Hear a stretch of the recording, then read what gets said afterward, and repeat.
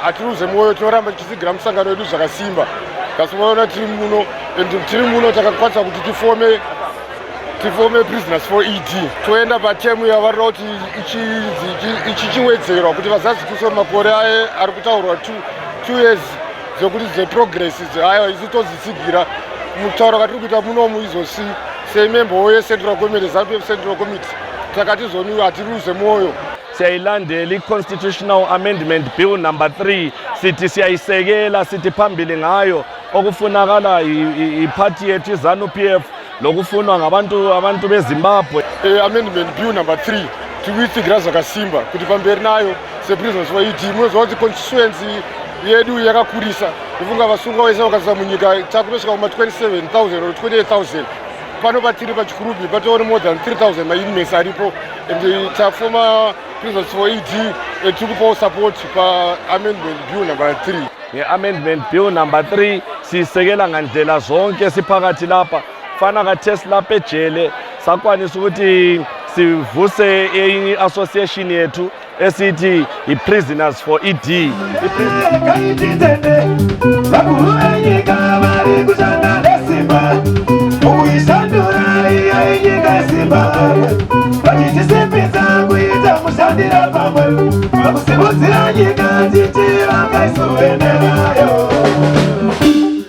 So life here is not easy. It's very, very difficult.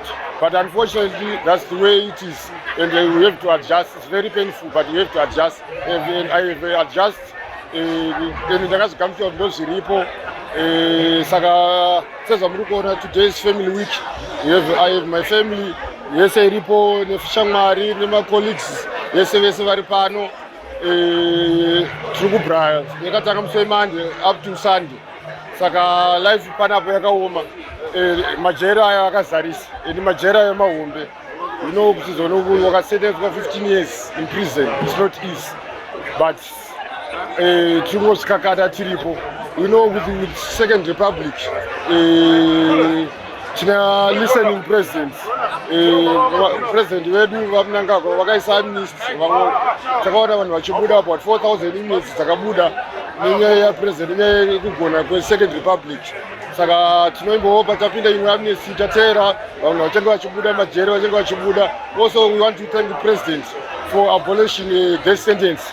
Panapa pakatasa pane vanhu about 64 vanga vakatengerwa death sentence and vari kufara kuti president vakagona. Saka tinoda kuti titende Second Republic nokuti vakaabolisha death sentence. Vamwe vakanga vakasungwa makore akawanda padeath sentence vakazoita resentencing. You find out kuti munhu anga ane death sentence mumwe anotori ne40 years mumwe ane 50 years vamwe vatoo panzi aiuya anga akachengewa death sentence. Saka toda kuti tisende Second Republic nezvavari kuitiitira mumaprisons. You find out izvezvi kuti vanhu vakunyasodya zvakanaka mumaprisons and also hati mungoona kuti akasimba takagwinya kuratidza kuti zvinhu zvese zvirikufamba vanhu vari kudya 3 course meal. Saka hatina kuti titende izvozvo. Also toda kuti titende president wedu. Ndikuona kuti tinenge tichizwa maane matv maane maredhiyo munomu tiri kunzwa development iripo panze apo tara bablas ava takasingavazive. Tiri kunzwa kuti kune new parliament road inoenda kunew parliament tasingazive tiri kutozoonawo pamatv ko dzakasungwa dzakagadzirwa tamunomu but tikuona development iri kwanika yakakurisa. Saka tinoda kuti titende president vedu nedevelopment iri kuitwa.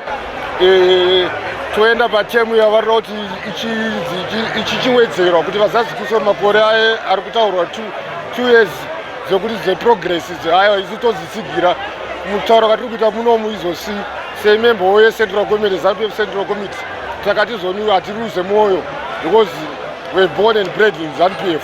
Saka hatiruze moyo tinoramba tichidzigira musangano wedu zvakasimba. Kasi unoona tiri muno takakwanisa kuti tifome prisoners for ED. Saka izvozvi itori muprocess prisoners for ED iri kutotsigirawo amendment bill number 3 tikuitsigira zvakasimba kuti pamberi nayo seprisoners for ED munozwa kuti constituency yedu yakakurisa kufunga vasungwa vese vakasisa munyika takunosvika kuma 27,000 or 28,000 pano patiri pachikurubi patoone more than 3,000 mainmates aripo and tafoma prisoners for ED tiri kupawo support pa amendment bill number 3. nhengo ye-central committee tinozari mune zvakawanda zvama-implement apopo kuresepolitical haiwoso muumba weraya vanoti masivo vanoti wamuzaripini. Thank you so much. Muno mujikitaura watiri kuita muno mujeri tatoumba maseo zvatambotaura kuti kune 3000 vasungwa. Ndofunga vasungwa vese vanotsigira president wedu president ED Mnangagwa. Saka vese vari kutofarira chirongwa chakatatanga Prisoners for ED. Saka iyo maseo anenge akatowandisa. Munoziva kuti paseo pega pega pane 50 vanhu. Saka tatoone maseo muno, tatoone mastructures akangofanana neepanzi. Ini ndini chairman wacho Prisoners for ED. Ndofunga muchati muzozosangana nasecretary wePrisoners for ED. Saka muno muri kutotsigira chirongwa zvakasimba. Shoko rangu rokupedzisira kune hama neshamwari dziri panze rokuti kusungwa musaore moyo. It's just a phase, it's a process in life. Azviroti wakasungwa wakapigwa makore wapigwa wakapara mhosva kana kutoita mhosva. That's why tikwanisa kunoti appeal kumasuperior court kuti maybe nyaya dzedu dzichiongororwa mangwana togona kuenda tichipanze. Pane vanhu vari kuita mapiu, pane panobuda vanhu every day vanenge vakatongwa malife in prison, vanenge vakatongwa ma40 years in prison, vanenge vachibuda every day because kune mapiu. And Second Republic yakatipa mukana kuti tichiita mapius. And we want to thank also judicial system yedu kuti iri kufamba zvakanaka, so that hakuna corruption dzaivo kumacourts dzaadzishoma. Saka tinouye kuti vanhu vari panze rambe muchitsigira vanhu vakasungwa kuti muchiuya munonge muchitinyaradza. Inini ndini sekuru vaChimombe. Tinofara zvizhinji nechirongwa chakaitwa naPresident weSecond Republic nokukwanisa kuzoona hama dzedu dziri mucorrectional services. Ini ndiriwo collaborator.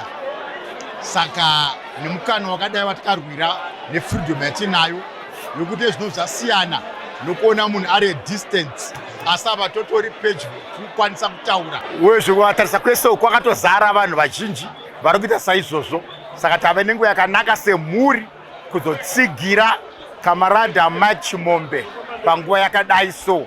Saka tinofara naizvozvo, ramangwana rakajeka, tichasumukira, zvinofamba zvakanaka. Saka tinotenda naPresident nevose vanotsigira navo nechirongwa chakadai kuti nhasi takwanisa kuuya kuzotaura navo. Panga pasina zvakadai izvo maingozoonana munhu atobudamo, asi we are happy and excited about this. So we say to God be the glory, honor and praise. Simba,